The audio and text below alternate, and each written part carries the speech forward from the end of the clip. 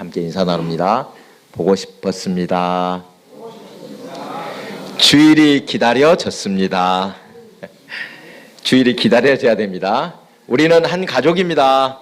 네, 감사합니다. 오늘 대림절 둘째 주일을 맞았습니다.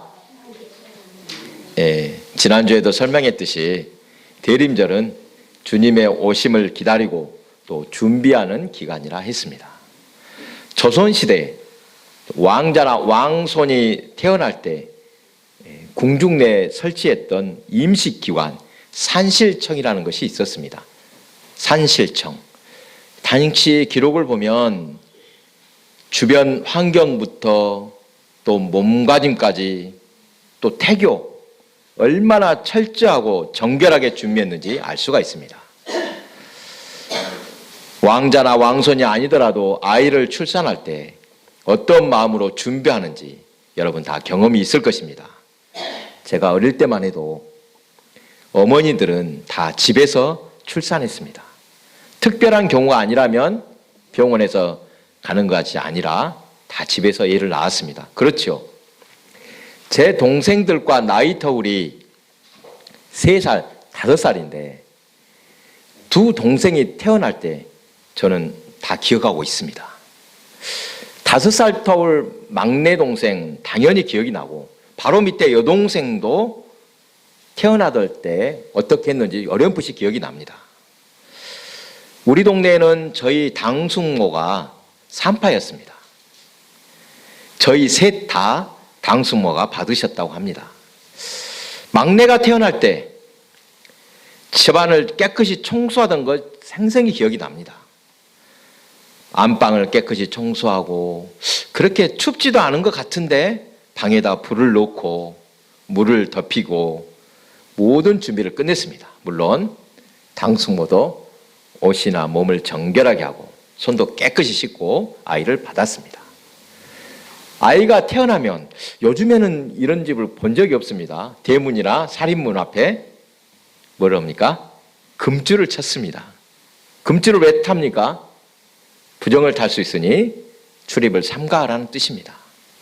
이처럼 궁궐이나 아무리 천한 집이나 아이를 출산할 때 어떤 자세로 맞는지 잘 알 수 있습니다.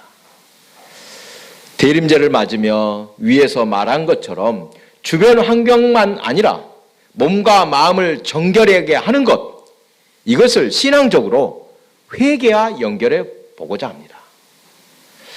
신앙생활을 하면서 자주 듣는 단어, 우리가 늘 사용하는 단어들을 한번 떠올려 보시기 바랍니다. 자주 쓰는 말, 믿음, 소망, 사랑 많이 쓰죠. 은혜, 축복, 순종, 회개 이런 단어를 자주 사용하는 것 같습니다. 여러분은 어떤 단어가 가장 좋습니까? 아까 말했던 것 중에 축복이라든지 은혜, 사랑 이런 단어는 듣기만 해도 기분이 좋습니다. 그런데 순종, 회개 이런 단어는 조금 부담이 됩니다. 그리고 자주 쓰는 말은 아니지만 순교라는 말 왠지 불편함마저 느낄 것입니다. 지금 생각해 보니까 우리가 신앙생활을 할 때도 항상 받는 것을 좋아하는 것 같습니다. 그렇죠. 의무는 생각하기 싫고 권리만 누리는 것만 좋아하는 것 아닌지 돌아보게 됩니다. 그런데 여러분 이것들은 다 연결되어 있습니다. 무슨 말입니까? 축복을 받기 위해서는 순종이 필요합니다. 하나님 말씀에 순종하지 않으면서 축복만 구한다. 이것은 우상숭배와 같은 마음입니다. 우상숭배자들을 보십시오. 말씀도 없고 공의도 없고 오직 잘 먹고 잘 사는 것만 원합니다. 믿음이 있는 사람이라야 은혜를 주실 때 그것이 은혜인 줄도 압니다. 영원한 천국을 바라보는 믿음의 사람은 순교도 두렵지 않다고 합니다. 그리고 하나님이 주시는 크신 은혜를 받기 위해서는 회개가 우선이기도 합니다. 회개하는 마음, 회개하자면 뭔가 달갑지는 않겠지만 회개하고 나면 분명히 놀라운 은혜를 부어주십니다. 오늘 본문의 호세아는 별명이 있습니다. 호세아 별명은 사랑의 선지자입니다. 이스라엘 왕국의 말기 참으로 암담한 시대에 예언을 했던 선지자입니다.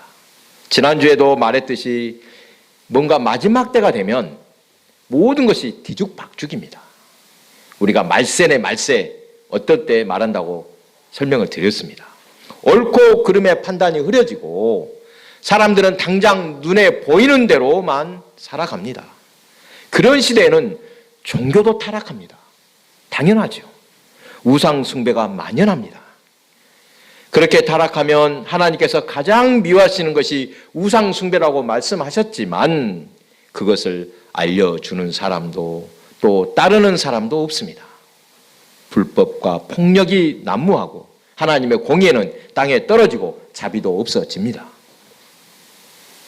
이러한 악이 얼마나 심각하고 무서운 일인지 누구도 깨닫지 못하는 시대에 호세아는 안타까운 심정으로 하나님이 주시는 말씀으로 예언했습니다.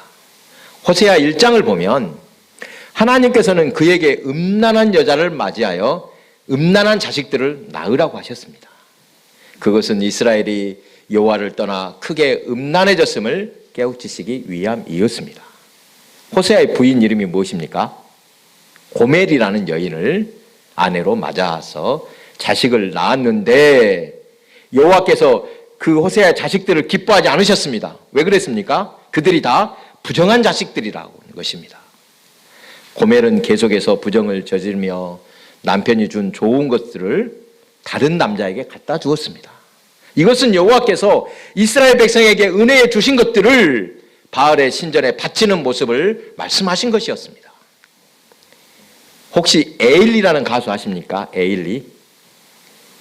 예, 그 가수 저도 잘 알질 못하지만 보여줄게라는 노래가 있는데 그 노래 가사의 일부가 아주 재밌어서 제가 그대로 한번 여러분께 가져왔습니다. 한번 들어보십시오. 이렇게 노래를 부릅니다. 내가 사준 옷을 걸치고 내가 사준 향수를 뿌리고 지금쯤 넌 그녀를 만나고 또 웃고 있겠지. 그렇게 좋았던 거니 날 버리고 떠날 만큼 얼마나 더 어떻게 잘해야 한 거니. 당시 이스라엘 상황과 똑같은 가사입니다. 하나님께서 주신 것들을 그렇게 잘해주셨는데도 은혜로 주신 것들을 바알의 신전에다 바치는 그런 악을 행하고 있었습니다. 호세아 선지자는 고멜이 집을 나가면 찾아가서 데려다 놓고 또 나가면 다시 또 데려다 놓기를 반복했습니다. 여러분 그렇게 부정하고 집 나가는 여인이라면 당연히 내쳐야 하겠습니다. 안 그러겠습니까? 그렇지만 여호와께서는 다시 고멜을 데려오라 하셨습니다. 호세아는 말씀에 순종하며 끝까지 그녀를 사랑으로 보듬어 주었습니다. 그리고 오늘 본문에서 호세아 선지자는 백성들이 돌이켜 회개할 것을 간곡하게 외칩니다. 1절 오라 우리가 여호와께로 돌아가자. 여호와께서 우리를 찢으셨으나 도로 낫게 하실 것이요 우리를 치셨으나 싸매어 주실 것임이니라. 그리고 또 3절입니다. 그러므로 우리가 여호와를 알자. 힘써 여호와를 알자. 그의 나타나심은 새벽빛같이 어김없나니 비와 같이 땅을 적시는 늦은 비와 같이 우리에게 임하시리라. 여호와를 힘써 알자고 합니다. 그런데 여러분 하나님을 알기 위해서는 먼저 우리 자신을 알아야 됩니다. 우리 자신이 어떤 존재인지를 알아야 합니다. 이스라엘 백성이 하나님 알기에 소홀했던 것은 그들 자신이 하나님과 어떤 관계에 있는지 모르기 때문이었습니다. 이스라엘 백성은 하나님과 특별한 관계로 맺어져 있었습니다. 하나님은 세상의 많은 백성 중에 족속 중에 그들을 택하셔서 하나님의 백성으로 삼아 주셨습니다. 그들을 통해서 하나님의 구원과 하나님의 복이 무엇인지 하나님의 어떤 분이신지를 세상에 알리고자 하셨습니다. 그런데 하나님께서 이스라엘 백성을 택하신 것은 그들이 자격이 있어서 택하신 것은 아닙니다. 다른 민족보다 그들이 선하거나 하나님을 더 잘 알아서도 아니었습니다. 도리어 모든 민족 중에 가장 적은 민족이었기 때문에 택하셨다고 신명기 7장 7절에서 말씀하셨습니다. 이처럼 이스라엘 백성은 하나님 없이는 제대로 설 수도 없는 백성들이었습니다. 하나님을 떠나서는 살 수 없는 백성인데 그들은 불순종하며 하나님을 떠나고 있었던 것입니다. 누차 말씀드렸습니다. 하나님을 떠난 인간, 하나님 없는 인생 얼마나 비참합니까? 죄에 빠져 죽을 수밖에 없습니다. 참으로 불행한 것은, 진짜 불행한 것은 이렇게 고통을 당하고 매를 맞으면서도 그것을 모르고 더 깊은 수렁으로 빠지는 모습입니다. 돌이켜 하나님께로 돌아오면 살 길이 있는데 호세아는 그들에게 오라 우리가 여호와께로 돌아가자 외칩니다. 이스라엘 백성은 하나님으로부터 멀리 떠나 있습니다. 그들 마음이 하나님을 떠나서 그들 마음속에 하나님이 아닌 이방의 우상들이 들어와 있었습니다. 결국 이스라엘 백성들은 그들의 죄로 인해서 하나님의 심판 가운데 망할 수밖에 없게 된 것입니다. 이렇게 절박한 때 여호와께로 돌아가자. 여호와께로 돌아갈 때 살 길이 있다는 것입니다. 호세아는 이스라엘이 어떻게 구원받을 수 있는지를 알고 있었습니다. 여호와께로 돌아간다는 것, 하나님을 떠나서 죄 가운데 살았던 것을 깨닫고 회개하고 돌이키는 것을 뜻합니다. 하나님께로 돌아가기만 하면 하나님은 죄인들을 낫게 하시고 싸매어 주셔서 살게 하십니다. 하나님이 그들을 돌이키고자 하신 이유는 이스라엘을 사랑하시기 때문입니다. 사랑하시기 때문에 매도 드십니다. 이스라엘의 죄를 간과하지 않고 그것을 벌하신 것도 그들을 살리시려는 하나님의 사랑이었던 것입니다. 환난 속에서 죄를 깨닫고 하나님께 돌아오라는 것입니다. 인간은 하나님께 돌아가야만 살 수 있는 존재입니다.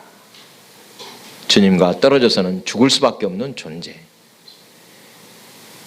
하나님을 가까이 하면 또 그분을 알아가면 영원한 생명을 얻게 됩니다. 그래서 하나님을 아는 것은 영원한 생명에 관한 일입니다. 하나님께로 돌이켜 하나님과 교제하며 더욱 하나님을 알아가는 성도가 되시기 바랍니다. 하나님께서는 어떤 분이신지 끝없는 주님의 사랑을 알 때 변화가 찾아옵니다.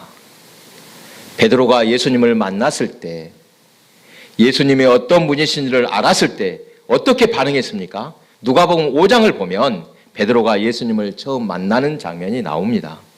갈릴리 호수에서 고기 잡던 베드로는 밤새 그물질을 하였으나 한 마리도 잡지 못하고 빈 그물을 씻고 있을 때 예수님이 그의 배로 나아오셨습니다. 베드로의 배를 잠시 빌려 강단으로 삼아서 바닷가에 모인 사람들에게 설교하셨습니다. 그리고 말씀을 마치시고 예수님은 베드로에게 깊은 데로 가서 그물을 내려 고기를 잡으라 말씀하셨습니다.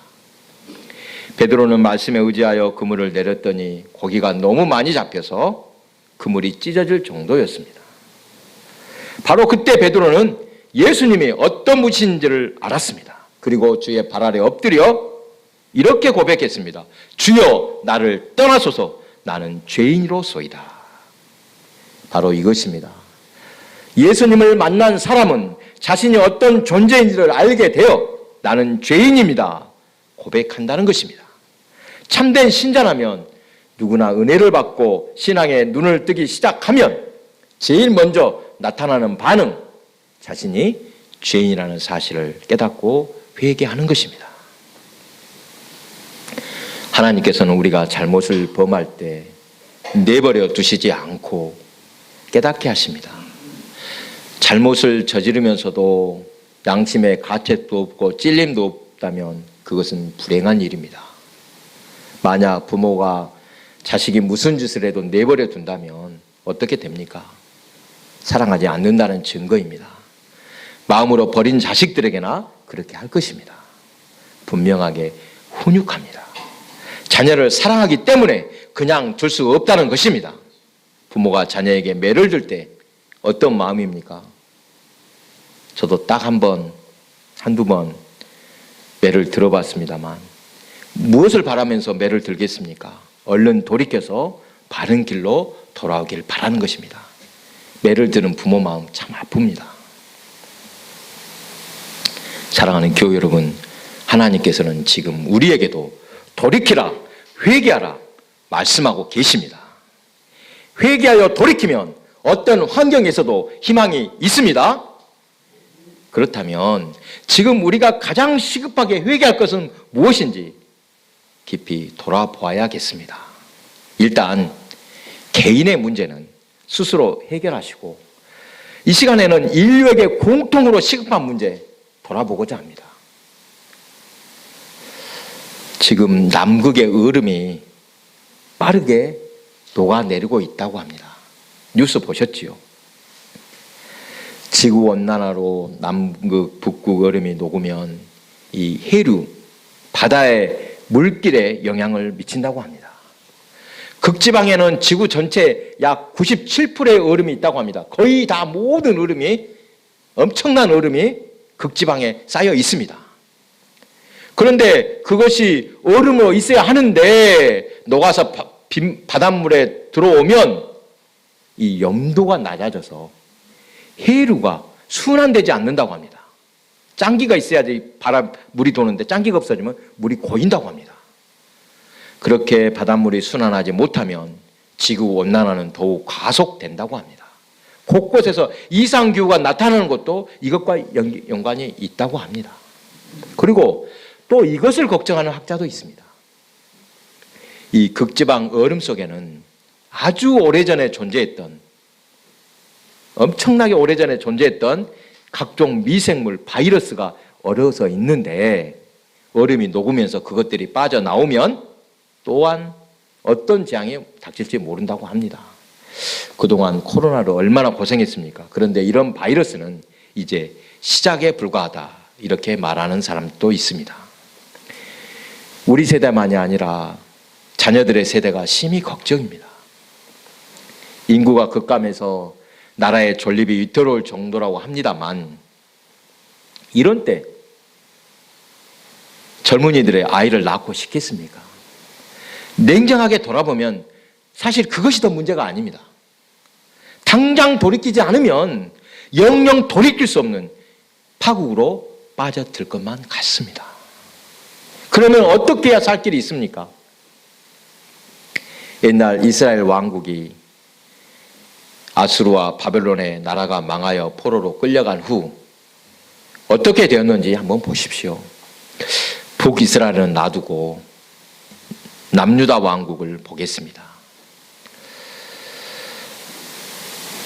바벨론의 포로로 끌려갔을 때 왕국은 이미 망하고 그들은 어디에서도 보호받을 곳이 없었습니다. 나라를 잃고 고향을 잃은 신세가 된 것입니다. 그러나 바로 그때 포로로 끌려갔을 때 그들은 철저히 회개하는 기회로 삼았습니다. 그전과 완전히 달라졌습니다. 하나님이 어떤 분이신지를 그곳에서 분명하게 알게 된 것입니다. 말씀을 철저히 지키며 명령한 절기들도 지키기 시작했습니다. 살 길을 찾은 것입니다. 자녀들에게 하나님의 말씀으로 철저히 교육하기도 했습니다. 어디에 있어도 하나님 말씀만 있으면 살 수 있다. 말씀 속에 희망이 있다. 이것을 깨달은 것입니다. 이 유대인 민족의 역사를 볼 때 오히려 그들이 바벨론의 포로로 끌려가지 않았더라면 지금 유대인 민족 존재하지 않았을 것이라고 합니다. 출애굽으로 한번 새롭게 되었고 또 바벨론 포로에서 돌아옴으로 다시 또 새롭게 되는 계기를 맞았던 것입니다. 그곳 바벨론에서 그들은 지난 날을 돌아보며 철저히 회개했습니다. 왕국이 망하고 포로로 끌려온 이유를 찾아냈습니다. 하나님의 힘이 약해서 또는 하나님이 그들을 버리신 것이 아니었습니다. 그동안의 죄악으로 하나님께서 사랑의 매를 드신 것입니다. 회개하도록 기회를 주셨다고 고백했습니다. 여전히 하나님은 자기 민족을 사랑하심을 깨달았습니다. 가장 큰 비극의 역사, 민족의 불행을 오히려 기회로 삼았던 것입니다. 이것이 바로 신앙의 힘입니다. 넘어지고 아픔을 당해도 믿음의 사람들은 하나님을 바라보며 돌이킬 기회로 삼는 것입니다. 회개하고 돌이킬 때 희망이 있습니다. 지금 기후위기도 인류가 하나님 앞에 회개하면 방법이 있습니다. 하나님의 창조 질서를 폐기한 장본인, 완전히 엉망으로 만들었던 장본인이 누구겠습니까? 그 인간들이 먼저 철저히 회개만 합니다. 인간 아닌 어떤 다른 생명체가 이토록 지구를 파괴하겠습니까?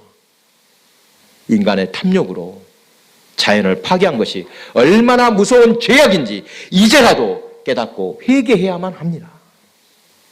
그 다음으로 회개할 것, 하나님의 공의를 저버린 것입니다. 6절을 읽겠습니다. 나는 인애를 원하고 제사를 원하지 아니하며 번제보다 하나님을 아는 것을 원하노라. 지금 마지막 때를 사는 것 같습니다. 제가 너무 지나치게 걱정하는 것입니까? 이젠 정말 얼마 안 남았다는 생각이 자꾸 듭니다. 자연환경이 파괴되면 부자나 가난한 자나 모두 다 살 수가 없습니다. 좀 더 버틸지 몰라도 모두 같은 운명에 놓여 있습니다. 어느 때보다 인애, 사랑이 필요한 때입니다. 하지만 아직도 같이 살 생각은 않고 뺏고 뺏기기를 계속합니다. 혹시 여러분 까치집에 불을 넣는 사람 실제로 보신 적 있습니까? 진짜인지 그냥 하는 말인지 모르겠습니다만 까치집에 불을 넣으면 어떻게 된다고요? 자기 머리 위로 그 불이 다 떨어진다고 합니다. 그냥 말인지 진짜 무슨 이야기인지는 모르겠습니다. 인간은 영리한 것 같지만 참으로 미련한 것 같습니다. 욕심이 한이 없습니다. 멈출 줄은 모릅니다. 이웃과 환경을 돌보지 않으면 나 또한 살 수 없는 세상이 되었습니다. 남을 위해서가 아니라 내 자신을 위해서 인애, 사랑을 베풀라는 것입니다. 서로를 돌보고 사랑하는 것은 이제 의무입니다. 안 그러면 죽습니다. 시대가 달라졌습니다.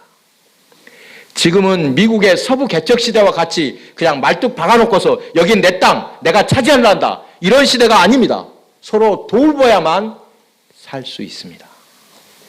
사랑하는 교회 여러분, 이런 이야기가 우리 같은 사람에게 무슨 상관이 있냐고 말할지도 모르겠습니다. 기후위기를 시골에 사는 내가 어떻게 할 수 있느냐? 우리가 무슨 힘이 있다고 공의로운 세상을 만든다는 말이요? 이렇게 생각할 분 있을지 모르겠습니다. 하나님께서 우리 모두에게 사명을 주셨음을 믿으시기 바랍니다. 모르겠다고 하면 아직 발견하지 못했을 뿐입니다. 우리가 할 수 있는 작은 것부터 하나씩 하면 됩니다. 마음을 온전한 곳 말씀에 두시기 바랍니다. 마음부터 분명히 잡아야 됩니다. 지금 있는 이 자리에서 시작하십시오. 작은 것이라도 행동하며 움직일 때 변화가 일어납니다. 집에서 물 아껴 쓰시고 너무 과하게 쓰지 말고 과소비 않는 것도 하나의 실천입니다. 그리고 또 한 가지 중요한 것이 있습니다. 인애의 마음을 가지시기 바랍니다. 사람은 물론이요, 동물과 식물도 불쌍히 여기는 마음으로 바라보는 것, 이것이 변화의 시작이 될 것입니다. 사랑하는 교회 여러분, 지금 시대를 분간하여 철저히 회개하고 희망을 찾아야 합니다. 돌이키면 살 길이 있습니다. 우리는 하나님께 한없는 자비와 인애를 이미 받아 누리고 있습니다. 이제는 받은 대로 나눠주면서 더욱 아름다운 하나님의 나라를 이루어 갈 때입니다. 그 나라를 앞장서가는 저와 여러분이 되시기 바랍니다. 기도하겠습니다.